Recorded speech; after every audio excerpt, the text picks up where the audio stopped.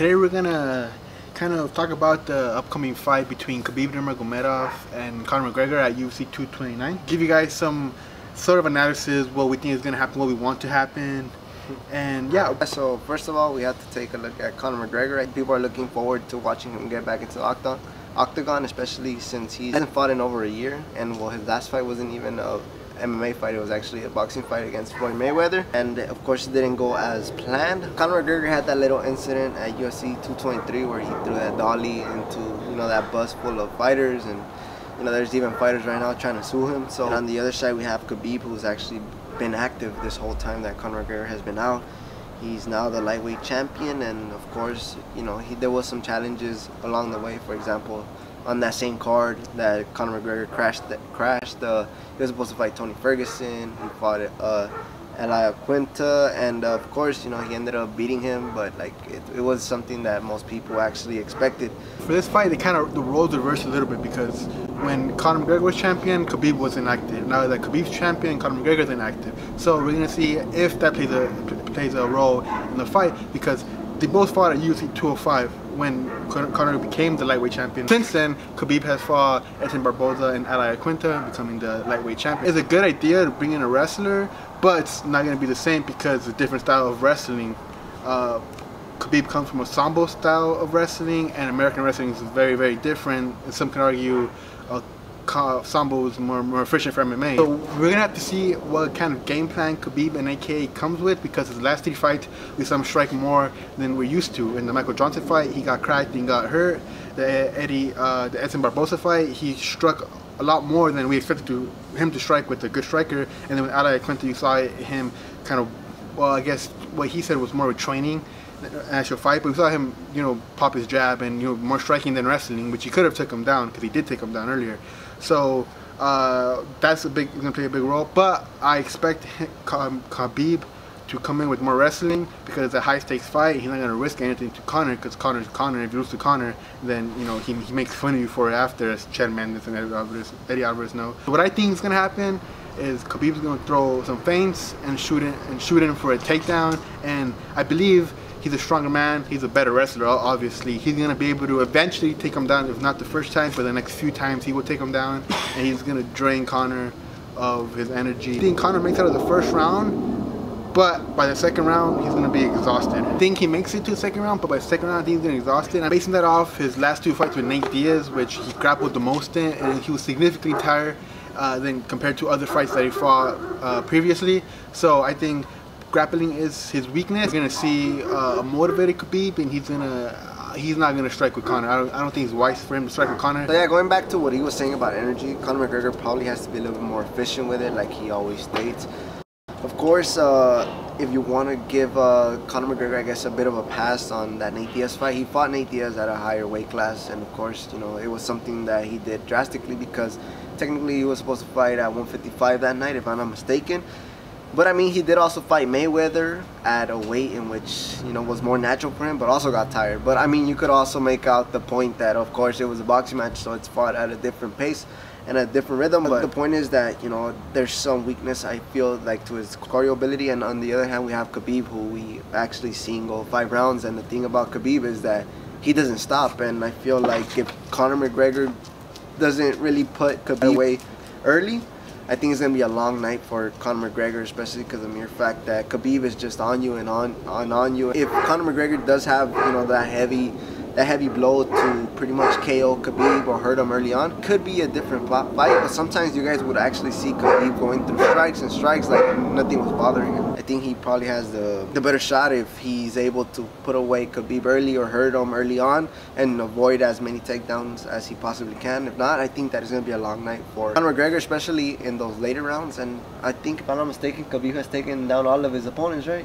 Pretty sure, yeah. So, like he said, I think Conor McGregor's weakness is his ground game. So I think that it will be a long night, especially if, you know, Khabib makes it past those first 2 rounds. I've seen Khabib do it several times, and he has the cardio for it because of his wrestling background. But you also know that Conor McGregor is a professional athlete, and he's a good athlete as well, and he has brought in the necessary technicians. And he also has Dylan Dennis, who's a very, very accomplished BJJ fighter, and he also has his original BJJ coach, I forget his name. He has grappling fighters in his camp, so I know he is gonna focus on grappling. We're gonna see how much he can learn, how much grappling defense he can learn, and maybe even some offense off his back if he gets taken down as like a plan B, or some submissions off his back or something, because he is a brown belt. So we're gonna see his plan A and plan B, because I'm pretty sure Khabib's gonna take him down, like he takes everybody down. So we're gonna have to see his ability to get up or his ability to fight off his back. I think Khabib's gonna be too much for Conor, and eventually he's gonna either stop him late into the fight or win a decision. Well, I'm pretty much almost spot on with Louis. If Conor McGregor probably doesn't put Khabib out early, I think Khabib is pretty much gonna out-wrestle him, probably gonna GSP him. So for the most part, I think that's pretty much like the only ways it's actually gonna play out. And another thing to add, this video is actually pre-recorded as well, so we actually don't know if the event is actually gonna take place, because of the fact that, as you guys noticed in previous cards before, a lot of fighters actually get injured, or they pull out, or something crazy happens with their weight cut. So just to kind of also, you know, put in the what ifs, there's also a slight chance that if one of these guys pulls out, who's on the card that could step in? Tony and Pettis. And if something were to happen and Khabib or Conor pulled out, then we have a backup fight as the co-main event between Tony Ferguson and Anthony Pettis that will substitute one of the fighters. And most likely Tony's going to be that substitute, because he was a former champion, or is a former champion, and is a higher ranked opponent. So Tony versus Conor, if Khabib pulls out, Tony versus Conor will be a much different fight to prepare for. Not so much for Tony, because Tony's fighting another striker, not as good as Conor, but he's fighting Pettis, who's also a very good striker. But for Conor, it's going to be a much different fight, because he's fighting someone who can strike better than, I believe, than Khabib, but also has a dangerous ground game. And for Tony to win, he has to be creative with his takedown, not just shoot shots, which he can do as well. But since Conor's preparing for a high-level grappler, a high-level wrestler, it's going to be more difficult to take down Conor in this fight.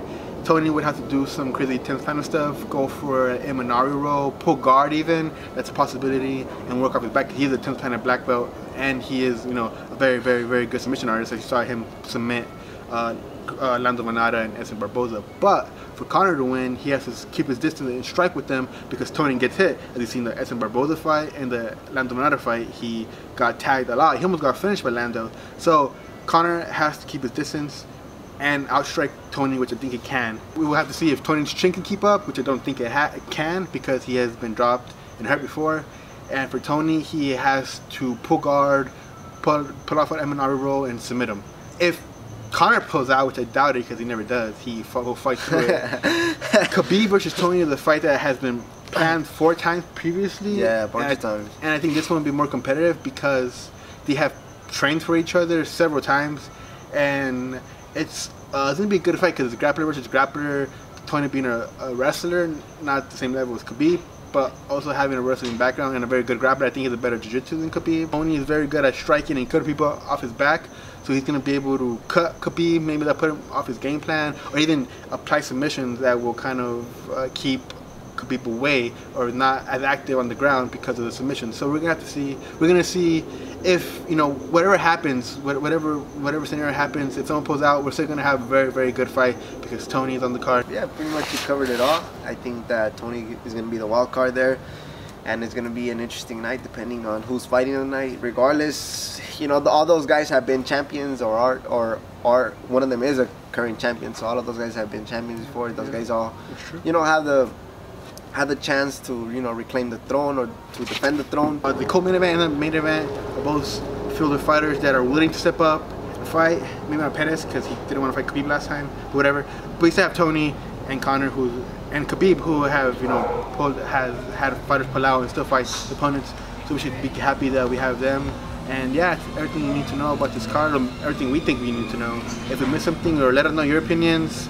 Check out our new Instagram that we made recently. Check out our personal Instagram. Check out our website. We have shirts and sweaters available still. We have a bunch that we haven't sold yet. But yeah, it's gonna be it. Thank you.